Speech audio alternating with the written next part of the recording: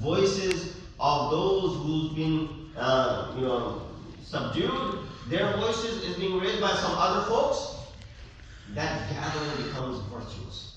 That gathering becomes ba'azanat. So therefore, create an ambience and an atmosphere. For example, when a person prays salah individually, it is still recommended to give adhan and iqamah.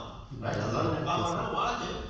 But when you're praying, as you pray many of your prayers home by yourself, especially the Fajr Salah, when everyone is sleeping, it's dark, you don't even turn on the lights sometimes so that you don't disturb others in your surrounding. But still you give adhan and you give iqamah. What do you say in adhan? Hayya al-falah, hayya al-salah, hayya al-falah. Who are you calling? Hayya al-salah means come toward prayer. Hayya al-falah means come toward falah and salvation. Who are you calling for? You're there by yourself. Individual salah is being performed, yet you're still reciting the adhan and the iqamah. Why? Although there is no one there to listen to you, but it's still creating an ambience. It has virtue. That it is as if people were listening to you and they will come and join the salah.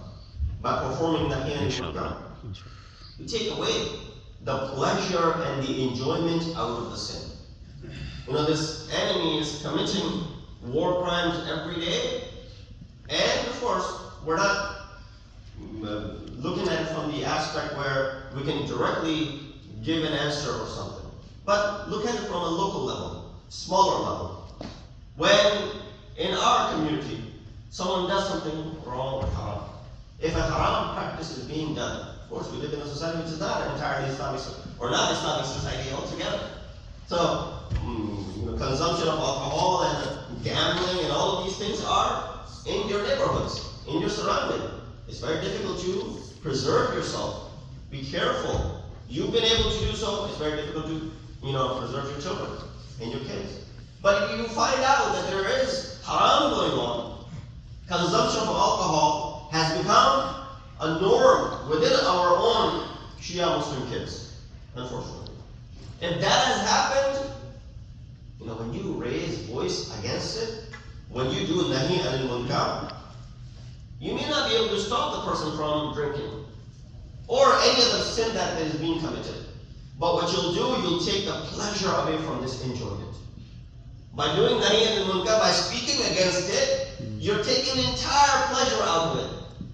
Kind of like someone who's enjoying a party, and then a Maulana shows up to the party and all the music is turned off. Right? All the things are put away that might be of interest toward them or go against the tenets of the religion. I know many in the hearts might be saying, the Dagi party is not good. It ruined the party that we were enjoying. So what happened? This presence of a scholar, for example, if that still doesn't, it still has any effects on it, what did it do? It took the pleasure away from those who were sitting in, for example, enjoying it. So that's the number third aspect of nahi anil munkar. That even if you don't achieve anything, you'll take away the pleasure of enjoyment out of the sin. The sinner doesn't feel comfortable sinning anymore, and that itself is a virtuous thing that you have performed. Number four, excuse for us and ultimatum upon the sinner. Points that I mentioned, all these 4 points, are that we're still going through this constant struggle. Over 40 days have passed since this tragedy began, and now you start seeing people slowing down. Now you start seeing people, lacking the faith and just giving up in a sense. The same enthusiasm is no longer there. That has to continue. Excuse for us and ultimatum for the sinner. Quran stating the truth is giving ultimatum to the sinner, so he cannot say tomorrow that no one reminded me. Additionally, it is an excuse for the mu'min until he's told, why did you speak up? Udhran wa nadhran, as far as Surah Al-Mursalat is concerned. Salawat Muhammad.